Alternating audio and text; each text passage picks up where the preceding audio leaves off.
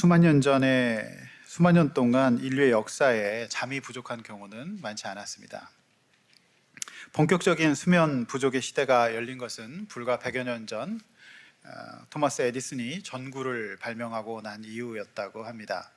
그 전까지 인류는 굉장히 오랜 기간 동안 삶은 단순했습니다. 아침에 해가 뜨면 일어나고 해가 지면 자는 삶이었습니다. 그것이 자연스러웠습니다.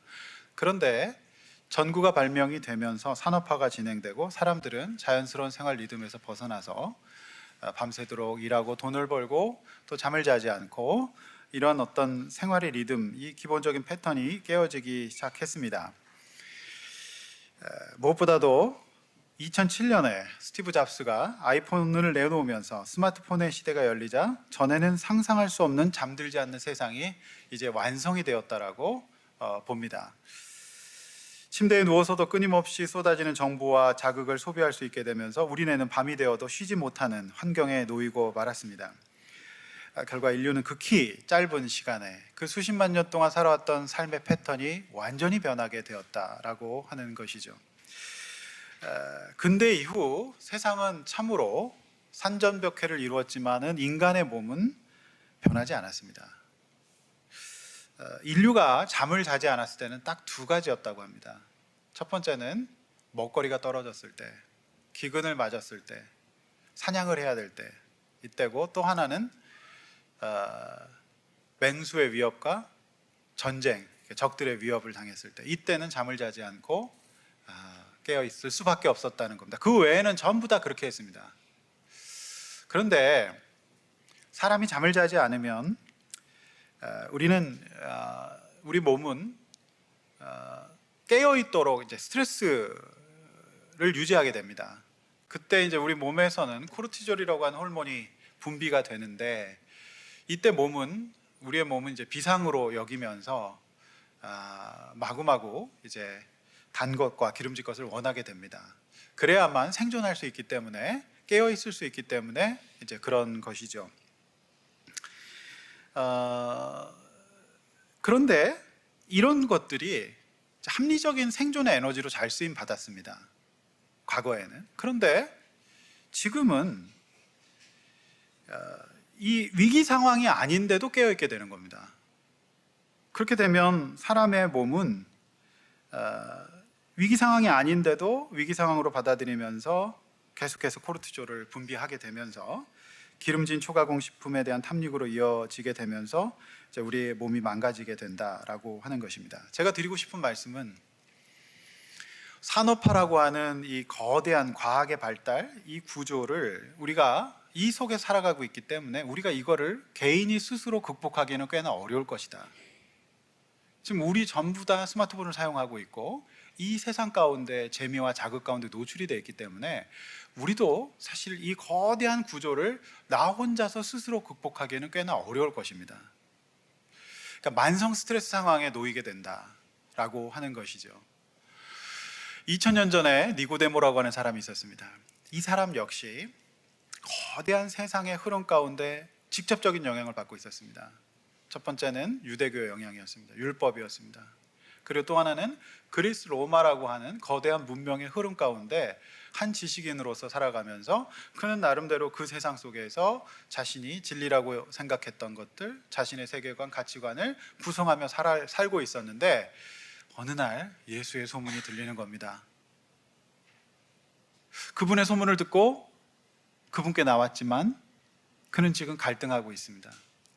밤잠을 이루지 못하고 밤에 아무도 보지 못하는 그 밤에 예수님께 찾아 나오게 되는 것입니다.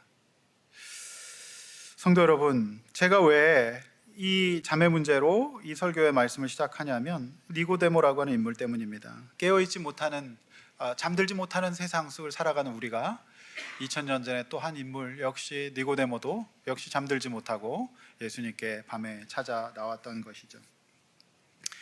너무나도 재미있고 너무나도 편리하고 너무나도 자극적인 이 세상, 과학과 자본이 전부가 되어버린 이 시대에 우리는 지금 거듭남과 영과 육, 성령, 영생, 그리고 예수 그리스도라고 하는 가치를 왜 발견해야 될까요? 이것이 필요한 것일까요? 여러분 지금 오늘 예배를 드리러 나오셨습니다. 오늘 그거를 보러 나오신 건데 여러분 과연 그걸 진짜 진정으로 원하고 계신지요? 필요합니다. 이 가치가 필요한 것입니다.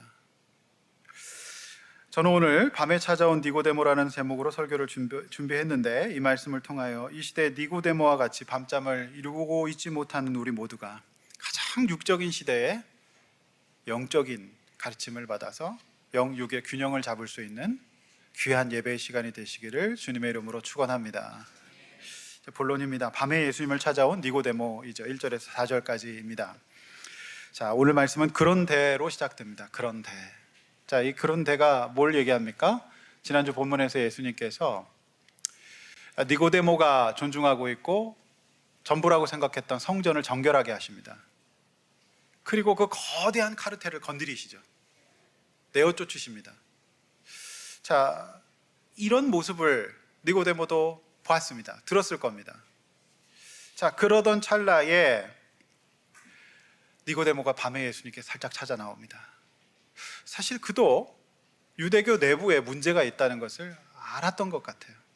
아, 이거는 아닌데, 이거는 진짜 우리 양심에 안 맞는데. 그는 대제사장은 아니었지만 유대교의 지도자로서 내부의 문제가 있다는 것을 양심껏 알았어요. 그래서 예수님이 성전을 그 거대한 대제사장들과 장사꾼들의 카르텔을 몰아내시는 것을 보면서 사실 호감을 가졌던 것 같습니다. 문제가 있다는 것을 자기도 알았어요. 그래서 이 지도자인 사람이 이제 나온 것이죠.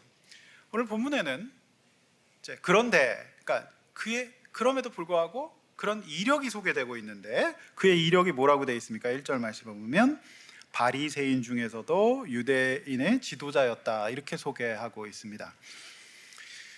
자, 여러분 이 니고데모는 산헤드린 공회의 공회원이었습니다. 그러니까 이 시대로 치면 국회의원 정도로 볼 수 있습니다. 네, 여러분 지금 이제 지방선거 이번 주에 있지만은 지방선거도 지방선거지만 그 시의원, 구의원도 굉장히 사람들이 하려고 하죠. 그런데 국회의원 한번 해본 사람들은 그 권능감 때문에 취해서 정말 계속 하고 싶어 한답니다. 여러분 선거의 그 어떤 그 세례를 받은 사람은 패가 망신할 때까지 선거합니다. 국회의원 한번 돼보십시오. 누구든지 다 혼낼 수 있어요. 대단하죠, 국회의원. 예. 그러니까 이제 지방의회 의원이라도 하려고 하는 거죠. 근데 우리나라 국회의원은 300명 훨씬 넘잖아요. 그런데 이 산헤드린 공회는 우리나라는 입법권만 있지만 입법, 사법, 행정 다 갖고 있어요. 그리고 인원이 70명밖에 안 돼요. 그러니까 이 니고데모는 완전 성공한 사람이었고 권력가였고 그런데다가 성경학자였어요. 바리새인이라고 하는 것은 구약에 정통한 사람이에요. 지식인이었고 굉장히 이 사람은 또 부자였어요. 돈이 너무 많았어요. 그래서 자신의 이제 그 장례, 예수님의 장례를 이제 돕는 사람으로 이제 등장하게 됩니다. 그러니까 굉장히 성공한 사람이었는데 이 사람은 이제 유대교 내부에 뭔가 문제가 있다는 것을 알았어요. 여러분 바리새인은 누굽니까? 여러분 바리새인 하면은 성경에서 예수님이 정말로 가장 많은 욕을 먹은 사람들이 바리새인 아닙니까? 자, 근데 이 바리새인이 사실 시작은 나쁘지 않았어요. 이스라엘 백성이 이제 구약의 시대를 맞이해서 쭉 살아가고 그 자손들이 번창해 살아가는데 시대가 바뀝니다. 그래서 이제 그리스와 로마 시대가 돼요. 그들이 정복자로서 팔레스타인 지방을 다스리게 됩니다. 그러니까 이제 이 유대인들은 위기의식을 느껴서 이제 우리 이렇게 살면 안 된다. 우리 다시 율법으로 돌아가자.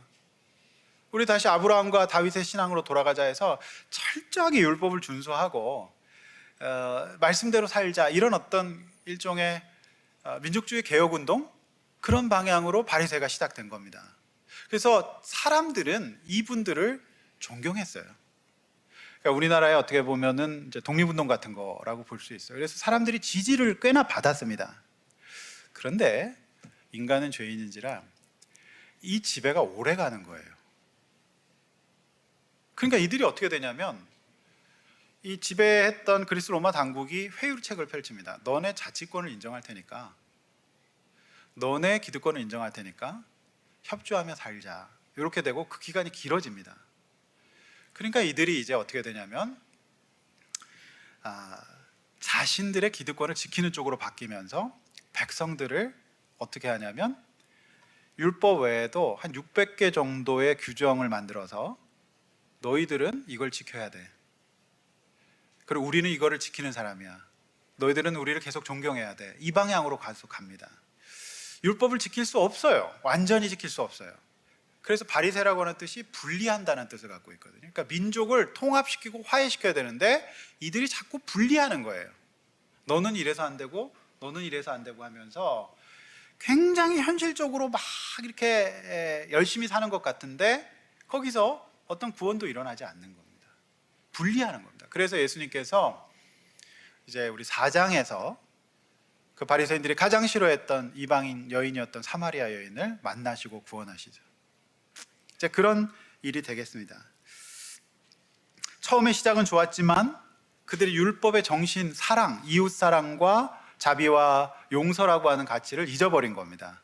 변질이 되고 그들이 기득권이 되고 자신들의 어떤 그 이익만을 챙기는 그런 사람이 됐는데 니고데모는 분명 이제 이 점에 대해서 문제의식을 갖고 있었어요. 그래서 2절 보면 그가 밤에 찾아옵니다. 왜 밤에 찾아왔을까요? 이렇게 유명하고 잘 나가는 지도자가 아마 나이가 그래도 한 꽤 됐겠죠. 이 정도 되려면은. 그런데 이제 30대의 젊은 이제 예수라고 하는 한 이제 선지자에게 나온다는 것은 굉장히 어떻게 보면 자존심 상한 일일 수도 있고 그러니까 안 보는 사이에 밤에 이제 찾아옵니다. 근데 이 밤에 찾아왔다는 것은 이 니고데모의 마음의 상태, 영혼의 상태를 보여주기도 해요. 그가 열심히 살았고 열심히 공부했고 또 성공했고 많은 것들을 누리고 있었지만 그 영혼 속에 해결되지 않는 문제가 있는 거예요. 어두워요. 답이 없어 보여요. 그런데 그 속에 또 들어가 있기 때문에 혼자서 또 어떻게 할 수도 없어요. 사람들을 데리고 갈 수 없어요. 그러니까 자기 혼자 살짝 나왔어요. 이 영혼이 지금 어둡다는 것을 보여주고 있죠. 밤입니다. 왜냐하면 니고데모는 아직까지는 양심이 살아있는 사람이라 내가 세상의 성공의 정점을 찍었지만 이게 뭔가 구원이라고 하는 뭔가 영혼의 평안이라고 하는 이 문제가 해결이 안 되는 겁니다. 그런데 마음에 안 드는 게 또 있어요. 일단 예수님이 폼이 안 나요. 나사렛 출신이라는 것도 싫고 그리고 예수님이 제자라고 데리고 다니는 사람들 보면 뭔가 찌질해요. 그냥 생선 냄새 풀풀 나는 사람들이에요. 이 니고데모는 굉장히 현실적인 사람이었고 민족적인 사람이었기 때문에 이 민족을 구원할 사람은 뭔가 완벽한 군주로서의 모습을 갖고 있어야 된다고 생각했던 거죠. 그런데 예수가 자꾸만 이상한 얘기를 하세요. 그리고 이 기존 이 틀들을 자꾸 그들이 생각했던 것과는 좀 다른 생각으로 이제 해가시는 걸 보면서 갈등하고 있습니다. 그래서 선생님, 예수님께 나와 뭐라고 얘기해요? 랍비어 선생님, 최대한 예우를 갖춘 겁니다. 교양 있게 나간 겁니다. 선생님 이렇게 얘기한 겁니다. 그가 할 수 있는 최대치의 존칭이었죠. 그래서 뭐라고 얘기합니까? 당신은 하나님께로부터 오신 선생님인 줄 압니다. 예수 그리스도는 아닙니다. 선생님 같은데 왜냐하면은 내가 인정하기는 싫은데 당신이 일으키시는 일들, 즉 표적, 다른 복음서에 기록되어 있는 내용들, 사람들의 소문을 듣자니 그거는 메시아가 오면 할 수 있는 일이에요. 사람을 고치고 살리고 변화시키고 이런 일 있지 않습니까? 이거는 아무나 할 수 없는 일이라는 것은 알아요. 구약을 알고 있는 성경학자이기 때문에 예언된 예수 그리스도가 하실 수 있는 일을 행하신다는 소문을 들으니까 그거는 보통 분은 아닌 것 같은데 이분이 그 2000년 전에 그리스 로마 세상, 율법 세상 속에서 성공한 사람으로서 살아온 자신의 틀과는 또 안 맞는 겁니다. 뭔가. 그러니까 이제 갈등하는 겁니다. 그러니까 잠이 안 오는 겁니다. 이러지도 저러지도 못하고 믿지도 못하고 안 믿지도 못하고 그런 상황에 빠져버린 것이죠. 성도 여러분, 저는 오늘 이 자리에 예배 나오신 성도님들 가운데도 니고데모가 있다고 봅니다. 교회를 나와보니까 교회 공동체 사람들이 정상적이에요. 멀쩡해 보여. 그리고 배우기도 많이 배웠고 괜찮은 사람들 같아. 저 사람들 믿는 거 보니까 뭔가 있는 거는 같아. 그런데 내 마음속에 내가 살아온 날의 기준과 또 흐름과 생각들이 있고 모양이 있단 말이에요. 그러니까 또 싹 믿기는 또 싫어. 그러니까 이러지도 저러지도 못하면서 안 나올 수는 없으니까 나오시는 분들이 계신다고 저는 믿습니다. 목사 설교를 들어보니까 뭐 들을만하고 뭐 이상한 소리는 아닌 것 같고 맞기도 하는 것 같아. 어떨 때는 가끔 마음을 치기도 해. 그런데 완전히 믿기는 또 싫어. 그런데 뭔가 힘은 들어. 뭔가 부대끼기는 해요. 그런 상황의 성도들이 저는 한국교회 또 우리 교회 가운데도 있다고 생각합니다. 성도 여러분, 그런데 니고데모가 정말 잘한 거 한 가지가 있어요. 그거는 밤이라도 예수께 왔다는 거예요. 잘 오셨습니다. 그래서 제가 예배 전에 항상 잘 오셨습니다 인사하는 거, 다시 한번 인사합시다. 잘 오셨습니다. 네, 온도를 조금 올려주세요. 좀 춥네요. 네, 잘 오셨어요. 여러분, 밤인데도 잘 오셨습니다. 오늘 저는 이 예배가 니고데모가 예수님께 찾아온 예배가 되기를 원합니다. 잘 오셨어요. 오신 게 최고 잘한 겁니다. 니고데모가 찾아왔다는 거예요. 정말 잘 오셨습니다. 여러분, 밤은 인생의 나이로 치면 작년 노년의 때예요. 특별히 오늘 이 시간에 늦게 나이 먹어서 예수님께 나오신 60대 이상 분들은 반드시 오늘 말씀 잘 들으시길 바랍니다. 오늘이 절호의 찬스입니다. 할렐루야. 네, 늦게 나오신 것이 가장 빠른 거예요. 지금이라도 오늘 말씀 잘 들으시면 돼요. 3절 예수님께서 대답하십니다. 이 예수님의 말씀에는 그 영혼과 내면 세계에 대한 정확한 진단이 포함되어 있어요. 예수님은 바로 본론 들어가십니다. 진실로 진실로 내가 이르노니 네가 거듭나지 아니하면 하나님 나라를 볼 수 없느니라, 이렇게 대합니다. 여러분, 예수님께서 정말 중요한 말씀을 하실 때 사용하시는 표현이 진실로 진실로입니다. 이 진실로 진실로의 원어가 뭔지 아십니까? 우리가 자주 사용하는 말이에요. 아멘, 아멘입니다. 아멘이라고 하는 우리가 기도 끝에 하는 말은 진실로 믿습니다. 진짜로 믿습니다. 온 마음 다해 믿습니다, 이런 뜻이죠. 그러니까 예수님이 아멘, 아멘, 진실로, 예야가 아니라 지금 이 예수님은 30대고 이 니고데모는 꽤 어른이거든요. 그러니까 선생님, 맞습니다. 정말 그건 진실입니다. 믿으셔야 됩니다. 그렇게 말씀하시면서 확실하다, 사람이 거듭나야 된다라고 말씀하십니다. 위로부터. 근데 이제 거듭난다는 언어의 의미가 아노덴이라고 하는 건데 이 두 가지 중의적인 의미가 있는데, 하나는 위로부터, 그리고 하나는 다시 태어난다는 의미를 갖고 있어요. 그러니까 이게 위로부터 다시 태어나는 일이 있어야 된다라는 겁니다. 그래서 4절 니고데모는 이 두 가지 의미 속에서 다시 태어난다, 요 개념으로 이해를 했어요. 그래서 뭐라고 얘기합니까? 내가 늙었는데 어떻게 어머니의 뱃속에 다시 들어갔다 옵니까? 이렇게 얘기합니다. 이 4절의 표현을 보고 니고데모가 무식하다, 이렇게 막 평가하는데 그럴 일 아닙니다. 니고데모는 굉장히 공부 많이 한 학자였어요. 그의 개념 속에는 거듭난다는 개념은 현실 속에서 다시 태어나는 것밖에 없었어요. 그러므로 그는 그렇게 받아들이고 해석을 했다라고 하는 것이죠.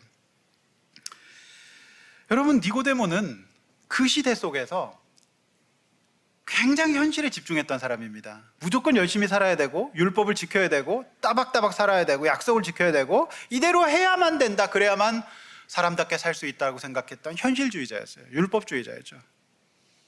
그런데 예수님께서 다른 말씀을 하시는 거예요.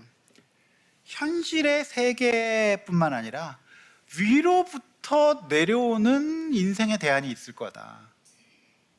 이거를 하지 않으면 하나님 나라를 볼 수 없다, 구원받을 수 없다, 네가 평안하고 자아를 성취할 수 없다, 이렇게 말씀하신 거죠.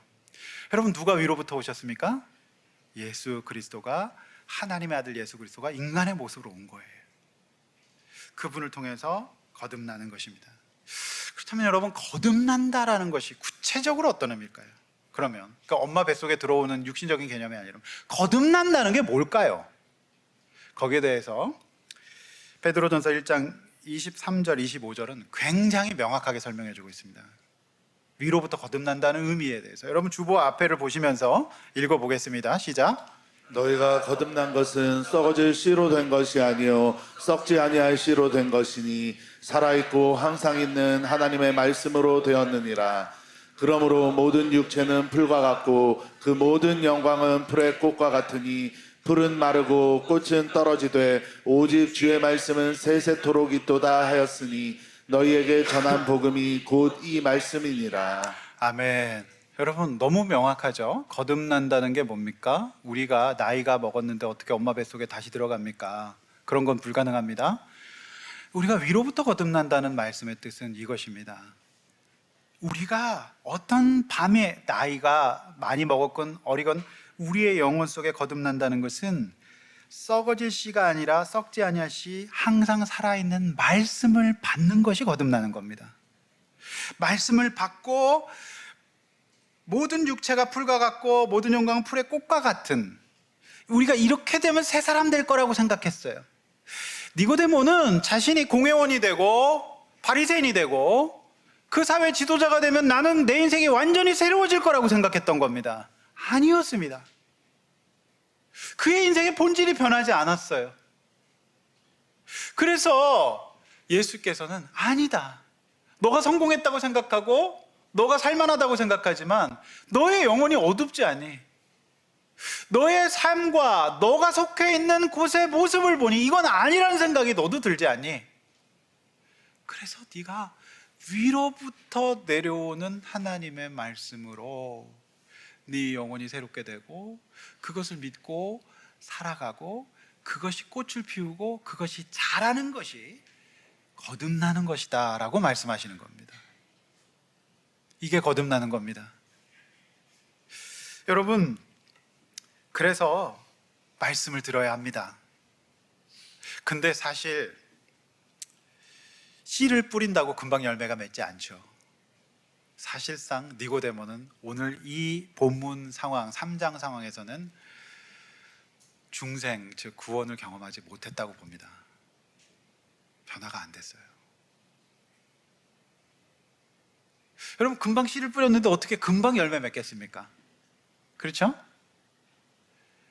아이가 태어났으면 자라는데 시간이 걸리듯이 이런 일이 천천히 앞으로 일어날 것입니다.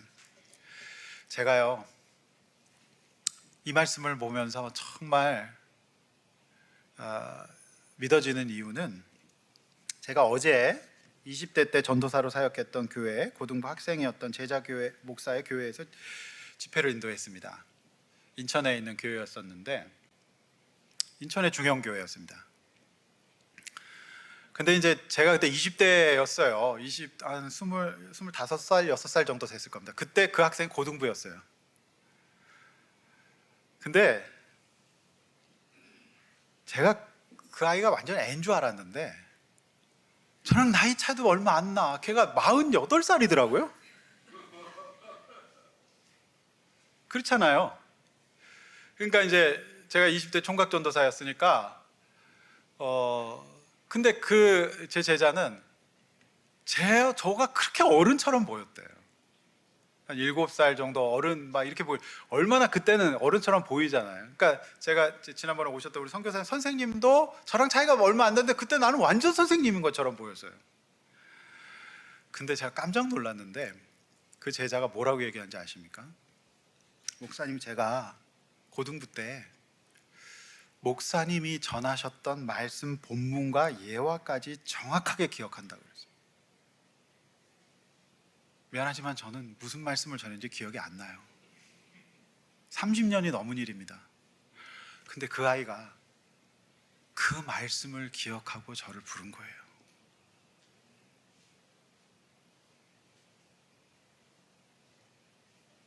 위로부터 오는 하나님의 말씀으로 지금은 열매가 안 맺어도 열매 맺는 겁니다. 이 아이의 얘기를 제가 들어봤어요. 이 아이는 공대 나와서 공학 전공하고 사회생활하고 그냥 현실주의자였어요. 과학을 믿는 아이였어요. 근데 이 아이가 힘이 들더래요. 갈등이 생기더래요. 내가 어떻게 살아야 될 것인가. 그래서 이 아이가 결국 직장 생활하다가 소명을 받아서 뒤늦게 이제 신학교에 들어가서 목사가 된 거죠. 그래서 저를 잊지 않았대. 생각하다가 어느 날 새롭게 하수를 봤는데 거기 제가 나온 새롭게 하수는 진짜 개척교회 목사는 반드시 나가야 돼. 그게 몇십만 뷰가 되면서 그렇게 많은 사람들이 볼 줄은 저는 차마 몰랐습니다. 그래서 저한테 연락을 한 거예요. 할렐루야. 여러분, 거듭남은 아무리 현실주의자고 아무리 현실을 살아가는 사람들이라도 위로부터 오는 말씀은 여러분 가운데 뿌려지면 저와 여러분들이 반드시 열매 맺고 거듭날 날이 올 줄로 믿습니다. 그래서 우리는 전도해야 돼요. 당장 우리가 열매가 없더라도 전도해야 됩니다. 열매 맺을 것입니다.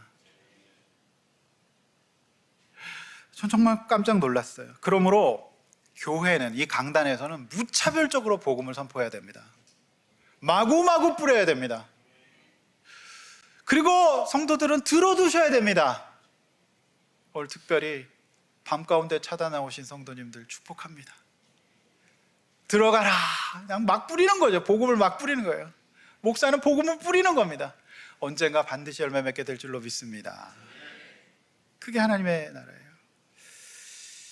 여러분, 니고데모가 지금은 그랬지만 나중에 요한복음에서 2번 등장해요.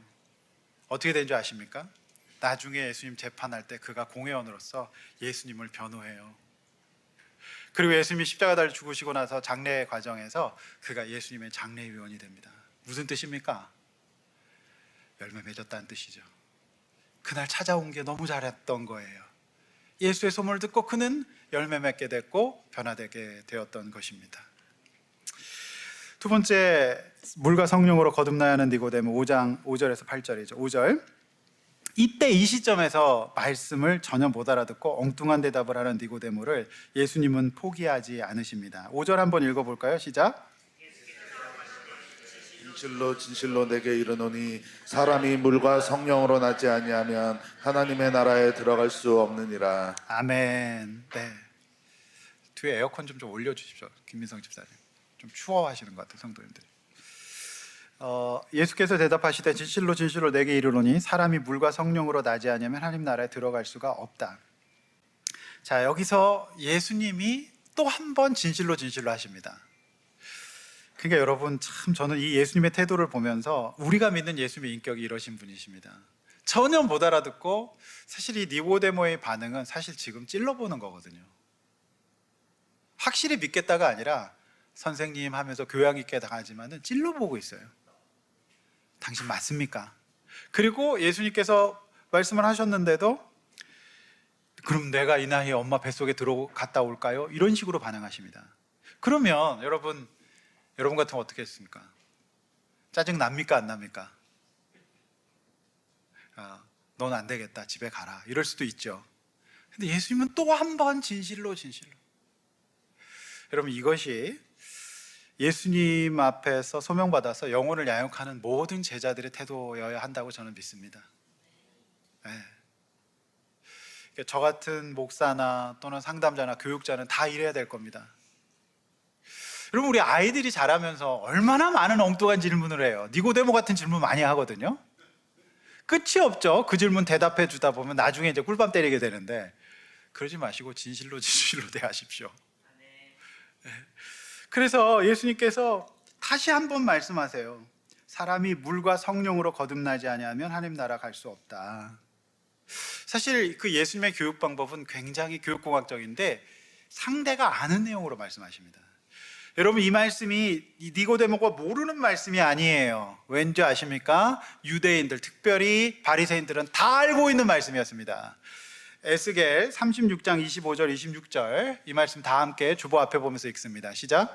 맑은 물을 너희에게 뿌려서 너희로 정결하게 하되 곧 너희 모든 더러운 것에서와 모든 우상 숭배에서 너희를 정결하게 할 것이며 또 새 영을 너희 속에 두고 새 마음을 너희에게 주되 너희 육신에서 굳은 마음을 제거하고 부드러운 마음을 줄 것이며.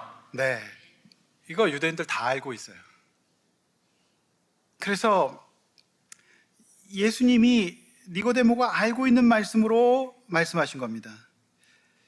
하나님 나라에 들어가서 네가 네 영혼의 어둠을 걷어내려면 이걸 해야 되는데 제일 먼저 다른 우상들과 죄의 다스림을 받고 있는 것을 물로 씻어야 된다.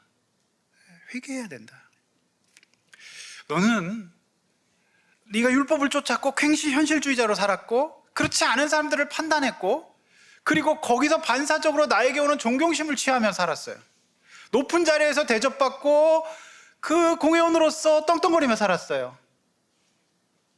그런데 그 영혼의 만족감이 없어요. 밤이에요. 그 육적인 것 외에 영적인 세계로 하나님 앞에 나와서 네가 우상 숭배 가운데 있고 죄인이라고 하는 삶을 회개해야 된다. 그걸 물로 씻어야 된다. 그래서 이거를 우리는 교회 세례라고 얘기하죠. 세례는 이제 우리가 그렇게 살지 않겠다, 변화되겠다, 그런 뜻이고, 그래서 신앙생활의 시작을 세례로 시작을 하지 않습니까? 철저히 현실적인 열심과 노력만 강조하는 사람이었어요. 그런데 이 사람이 자꾸 그렇게 살다 보니까 자꾸 자기 의에 빠져요. 그리고 사람들을 분리해요. 아무도 구원하지 못해요. 이 바리새인 출신 중에 또 유명한 사람 누굽니까? 성경에서 바울입니다. 그렇게 살았어요. 그런데 자기는 의롭다고 생각하지 않았습니까?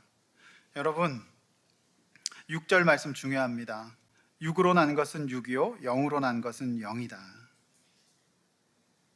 여러분, 이 니고데모는 예수님이 육적으로 임하셨으면 좋겠다고 생각한 거예요. 저 이방인들을 쫓아내고 우리 민족의 영광을 육적으로 회복시켜주기를 원했습니다. 육인 육이고 영은 영입니다. 육만을 쫓으면서 치열하게 살아왔어요. 그 율법, 현실의 삶을 굉장히 중요하게 여겼습니다. 그런데 그 영혼이 어두워요. 근데 여러분, 영과 육이 있는데 영의 임함이 없으면 우리는 구원받을 수 없다라고 하시는 거죠. 그래서 7절에서 니고데모는 나름 잘 살고 있었다고 생각했던 것 같아요. 그러니까 이상하게 여기죠. 예수님 왜 그런 말씀하세요? 저 잘 살지 않았나요? 이게 옳지 않나요? 이렇게 얘기를 했던 것이죠.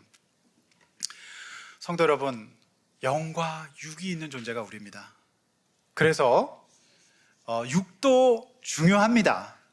근데 여러분, 이 반대급부로 나간 사람들이 누굽니까? 여러분, 내일부터 우리가 고린도 전서를 묵상하게 되는데 고린도 정서에는 영지주의라고 하는 이단이 나옵니다.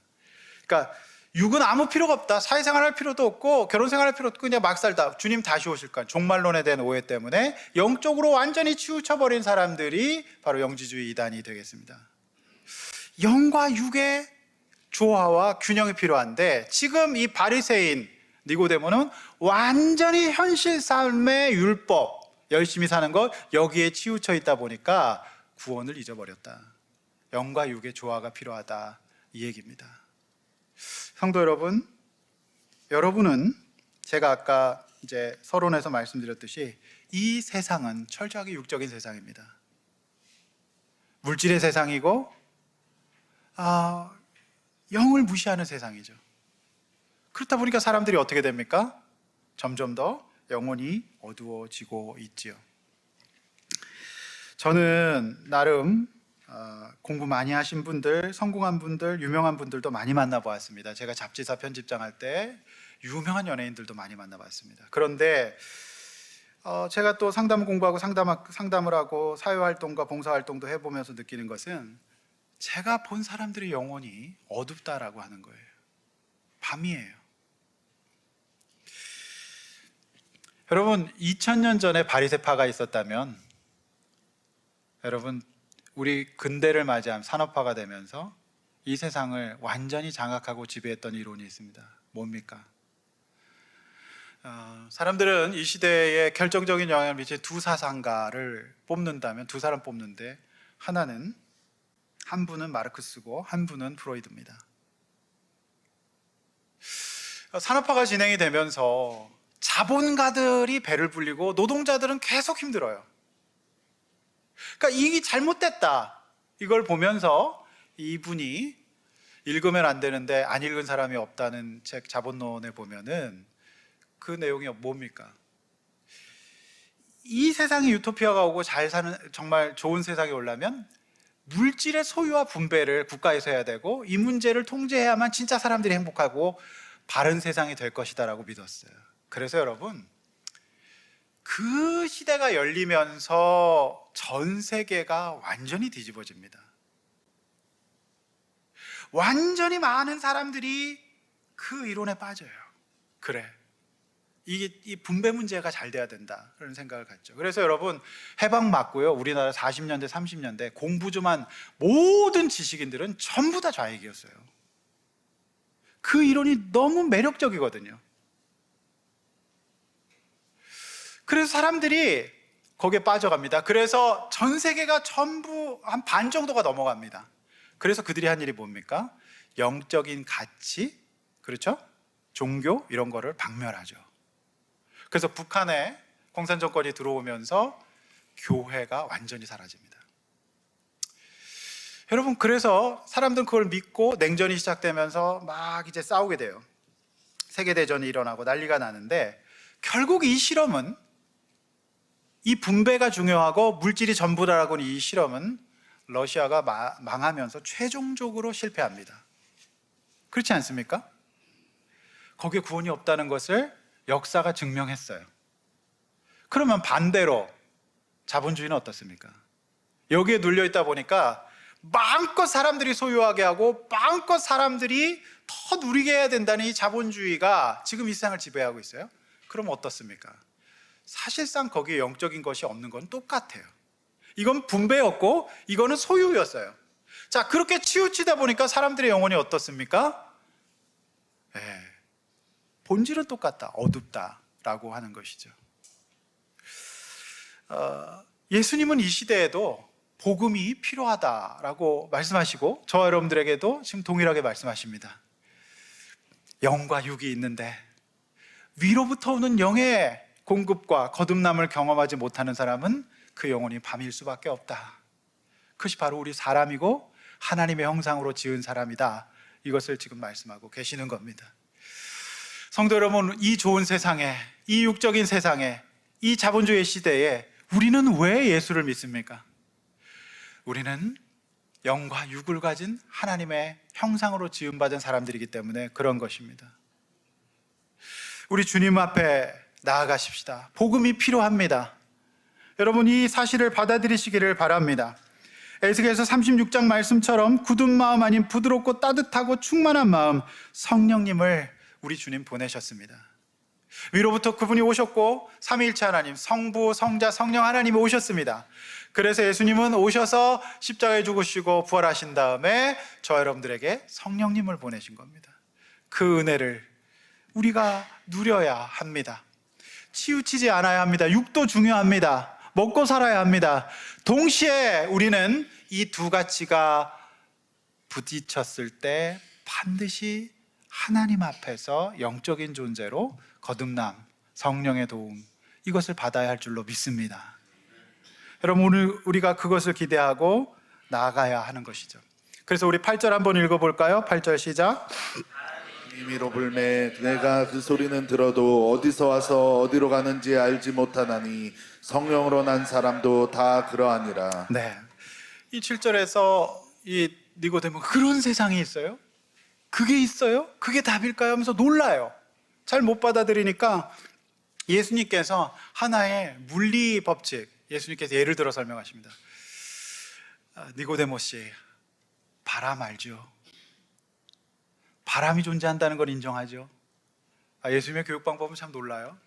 바람을 설명, 바람은 잡히지를 않아요. 그렇지만 여러분, 바람은 존재합니다. 그렇죠? 당신이 지금, 선생님이 지금 율법의 세상 속에서, 현실의 세상 속에서 위로부터 오는 이 성령의 은혜, 이 말씀, 이런 것들을 무시하고 나를 무시하고 살지만 아닙니다. 바람은 존재합니다.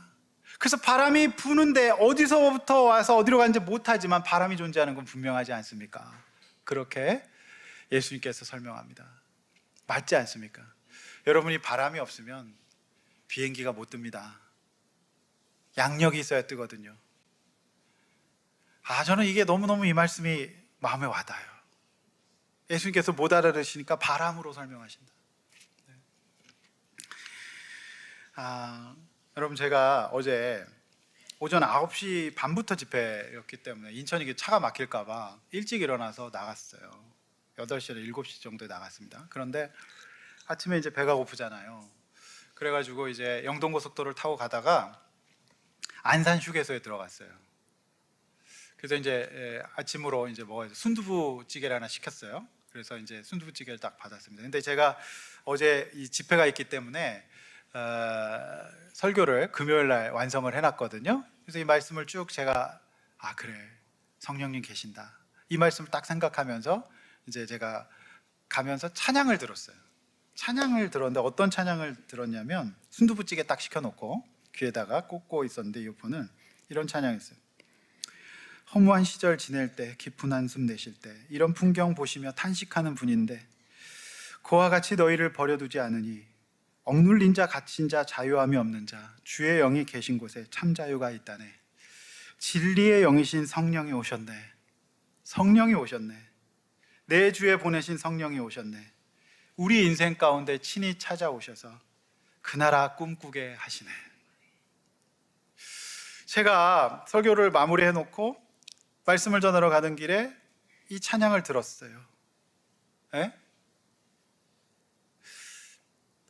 성령이 오셨네. 근데 제 마음속에 가장 와닿았던 것은 저 역시 불신 가정에서 태어나서 억눌렸고 갇혔고 자유함이 없었거든요. 낮은 자존감으로 살았어요. 무엇보다도 내가 문득문득 고와 같이 내가 느껴질 때가 있었어요. 부모님의 사랑과 이런 것들을 잘 못 받았다는 마음 때문에 그랬어요. 그런데 이런 나에게 허무한 시절 보낼 때, 깊은 한숨 내실 때, 내 영혼의 밤이었는데 그런 니고데모를 만나주신 것처럼 우리 예수님께서 나를 만나주시고 나에게 어려서부터 교회를 통하여 말씀을 넣어주시고 거듭나게 하시고 나의 모든 연약함과 죄를 회개하고 나의 일상을 살아가게 하시고 삶의 목적을 주시고 내 인생의 가치를 완전히 변화시켜 주신 거죠. 그리고 성령님이 나와 함께 계셔서 그분의 마음이 나의 마음이 되고 내 삶의 목적을 지켜주시고 그 나라 꿈꾸게 하셨어요. 여러분, 근데 그 순두부찌개를 시켜놓고 한술을 딱 떴어요. 그리고 이 찬양을 듣는데 갑자기 울컥하면서 막 몸에 전율 같은 게 일어나면서 소름이 확 돋으면서 눈물이 막 나는 거예요.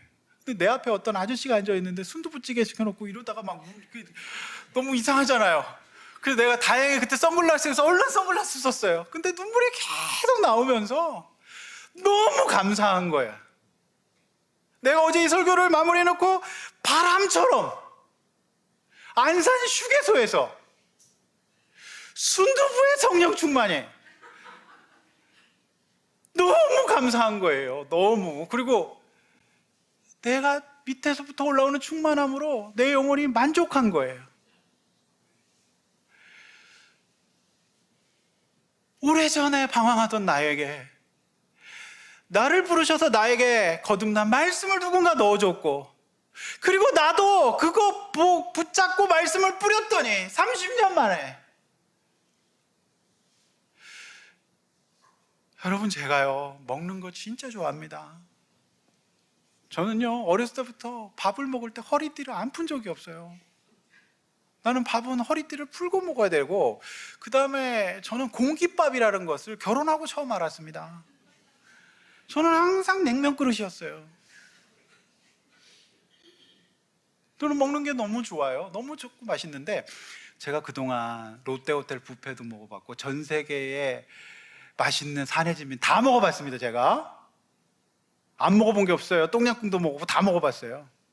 근데요, 그 맛있는 음식 먹으면서 감격과 감사해서 울어본 적은 없어요.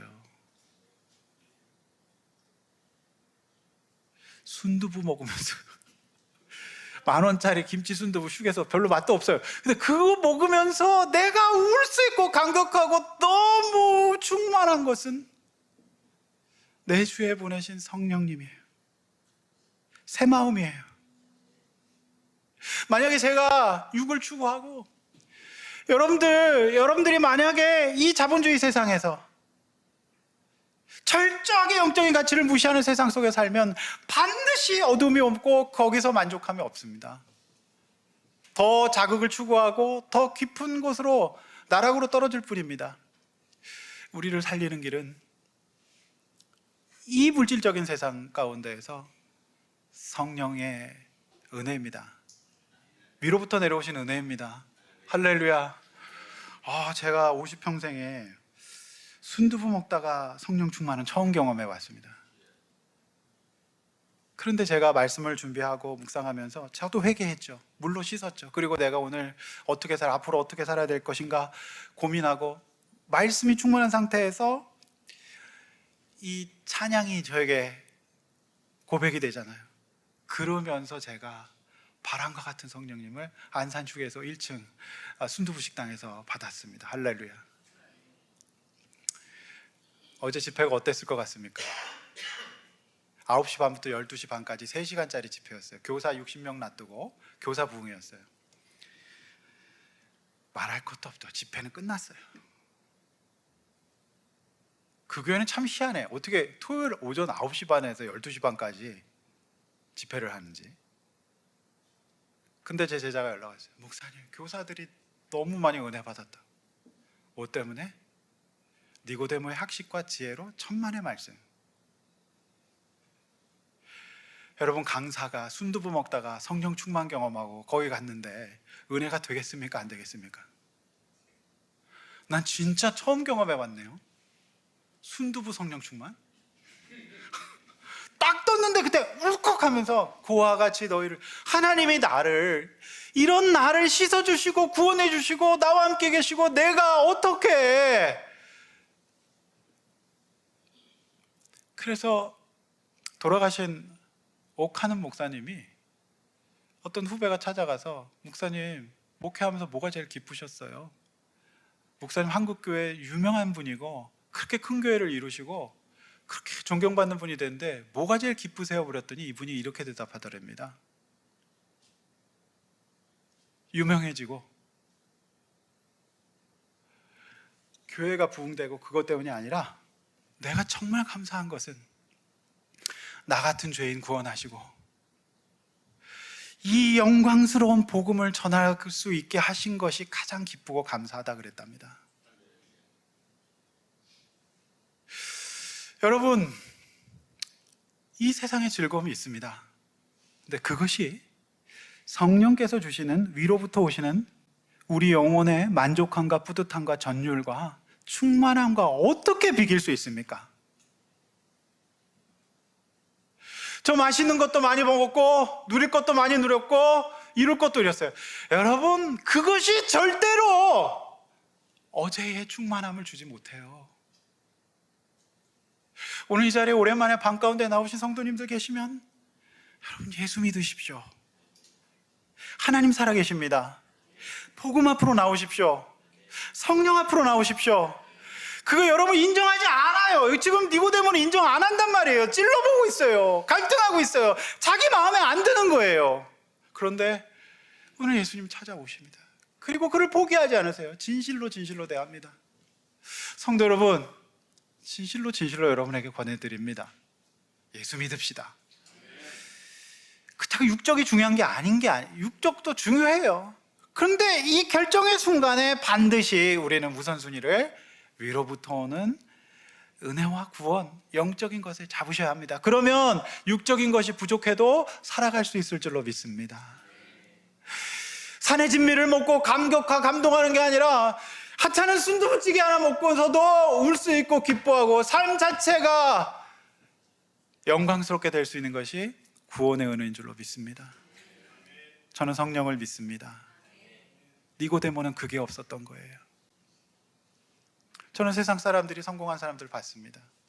교수 사회를 봤습니다. 여러분, 교수 사회는 율법이 강해요. 수련회를 갔더니 잠자는 방이 달라요. 국내파, 해외파. 해외에서 학위 받으신 분들은 국내에서 학위 받으신 분들도 이렇게 좀 그런 면이 있어요. 근데 더 웃기는 건 뭔지 아십니까? 해외파는 미국 같은 경우에는 동부와 서부로 나눠요. 율법이 있어요. 더 웃기는 건 뭔지 아십니까? 유로파들은 또 따로 있어요. 영미권에서 공부한 것보다 독일어와 영어 정도, 불어 정도 해줘야 진짜 학자라고 보거든요. 또 나와요. 율법의 세상이에요. 그러니 그 안에서 어떤 구원이 있겠습니까? 분리밖에 없는 거죠. 이 세상은 결국 바리새의 세상인 것입니다. 그 세상에서 구원은 없습니다, 여러분. 성도 여러분, 바람이 분다는 것은 다 느끼죠. 여러분, 우리가 에어컨 켜서 시원한 건 바람이 불어서 시원한 거죠. 성령님 계십니다. 따라서 오늘 이 세상의 시류는 바뀌고 거대한 문명과 철학과 이론은 바뀔지라도 복음은 영원합니다. 성령님의 은혜를 받으십시오. 아멘 한번 해보십시오. 진실입니다. 진실로 믿으시길 바랍니다. 우리 이 은혜 받고 힘을 냅시다. 그래서 저는 요한복음이 너무 영광스러운 거예요. 이게 참 이 세상에서 좀 가장 어려운 설교가 또 복음 설교거든요. 복음을 또 능력 있게 전하기도 쉽지는 않아요. 그렇지만 저는 도전해 보려고 합니다. 다음 주 본문이 그 유명한 요한복음 3장 16절이 나옵니다. 하나님이 세상을 이처럼 사랑하사 독생자를 주셨으니 이는 저를 믿는 자마다 구원하게. 여러분, 이런 복음이 저 여러분 가운데 충만해서 거듭나서 믿음과 은혜로 살 수 있길 원합니다. 또 육적인 생활도 잘할 수 있길 원합니다. 회개하고 승리할 수 있는 이 시대의 복음이 저 여러분들에게 영원한 가치인 줄로 믿습니다. 기도하시겠습니다. 찬양하고 기도하겠습니다. 오늘 제가 어제 이 찬양 부르면서 은혜 받았는데 여러분의 특별히 밤을 맞은 영혼들이 살아날 수 있기를 원합니다. 외로워하지 마십시오. 우리 주님께 함께 계십니다. 할렐루야. 이 시간에 가슴에 손을 모아서 기도하겠습니다. 세상 사람들은요, 이 선생님들의 사회에서는 테뉴어, 종신교수 되면 기쁠 거라 생각하지만 조사해보면 그거 오래 못 갑니다. 내가 무슨 박사학위를 받으면 행복할 것 같지만 그것도 아닙니다. 우리가 집을 사면 행복할 것 같지만 그것도 아닙니다. 승진하면 행복할 것 같지만 그것도 아닙니다. 결혼하면 행복할 것 같지만 그것도 아닙니다. 여러분, 진짜 우리의 영혼에 흔들 수 없는 감격과 기쁨과 새로움은 우리 주님 보내신 위로부터의 거듭남입니다. 여러분, 신앙생활 합시다. 예수 믿읍시다. 여러분, 산속에 들어가 산다고 구원받는 거 아닙니다. 우리 예수 믿읍시다. 우리 위로부터 오는 거듭남을 경험하는 신자 됩시다. 그런 사람 되어서 하나님 앞에 살아갑시다. 자녀들이 성공한다고 행복한 거 아닙니다. 우리 예수 믿고 구원받읍시다. 성령 충만 받읍시다. 위로부터 말씀을 듣고 거듭나는 신자 되게 해달라고 주 한번 외쳐 기도하겠습니다.